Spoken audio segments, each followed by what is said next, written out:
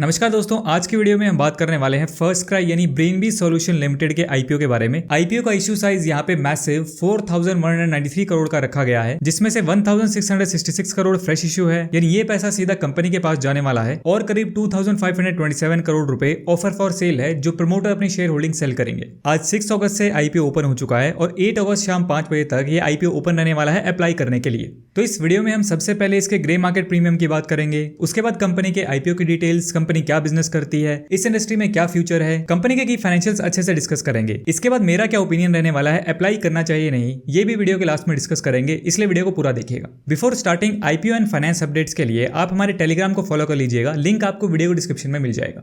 Now सबसे पहले अगर हम इसके जीएमपी की बात करें तो इसका करंट जीएमपी 10% के अराउंड चल रहा है, यानी एक लॉट में आज के टाइम पे करीब 1400 रुपए का लिस्टिंग इन देखने को मिल सकता है according to current grey market premium, और ये ना कम होता जा रहा है, यानी कुछ दिन पहले इसका जीएमपी 20% के अराउंड चल रहा था, अब 10% पे आ गया। तो जीएमपी जो है वो चेंज होता रहता है, इसलिए आपको इसके ऊपर रिलाई नहीं करना चाहिए, कभी भी ये चेंज हो सकता है, इसकी कोई गारंटी नहीं होती है, इस चीज का भी आपको ध्यान रखना है। इस कंपनी के बिजनेस की बात करें तो ब्रेनबीज सॉल्यूशन 2010 में स्टार्ट हुई थी। ये अपने ऑनलाइन प्लेटफॉर्म फर्स्ट क्राई के थ्रू मदर्स, बेबीज और किड्स के लिए प्रोडक्ट्स ऑफर करते हैं। फर्स्ट क्राई का मिशन पेरेंट्स के लिए एक ऐसा वन स्टॉप स्टोर बनाना है जहां रिटेल, कंटेंट, कम्युनिटी एंगेजमेंट और एजुकेशन सब मिल सके। यहाँ इन्फेंट से लेकर 12 साल के बच्चों के लिए सब कुछ मिलता है, जैसे apparel, footwear, baby gear, nursery items, diapers, toys, personal care और भी बहुत कुछ। Company Indian third party brands, global brands और अपने खुद के ब्रांड्स के प्रोडक्ट्स ऑफर करती है। दिसंबर 31, 2023 तक इनके पास 1.5 मिलियन से ज्यादा एसकेयूज और 7500 से ज्यादा ब्रांड्स हैं।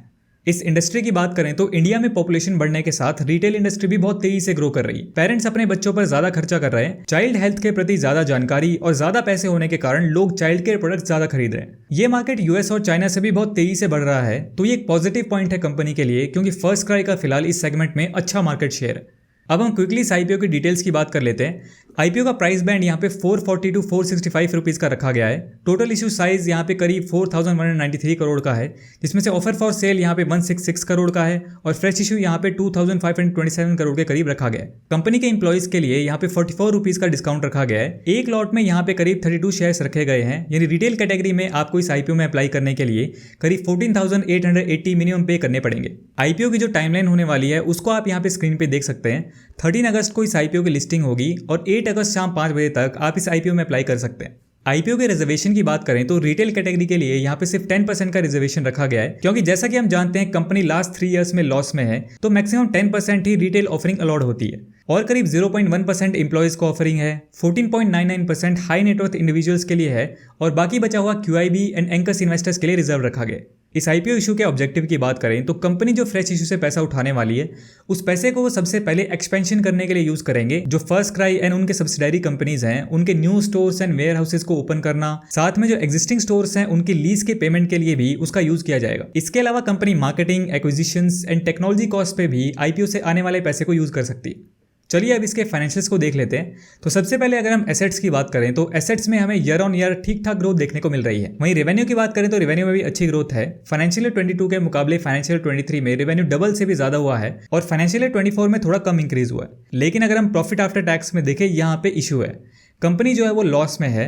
फाइनेंशियल ईयर 22 में कंपनी का लॉस कम था, फिर फाइनेंशियल ईयर 23 में लॉस काफी ज्यादा बढ़ा, अब फाइनेंशियल ईयर 24 में लॉस को वापस थोड़ा कम किया गया। कंपनी द्वारा कॉस्ट कटिंग की गई है, तो कंपनी लॉस में है और पता नहीं है कि कब प्रॉफिटेबल होगी, तो ये एक नेगेटिव पॉइंट है। नेटवर्थ भी देखें तो कंपनी की ठीक ठाक है।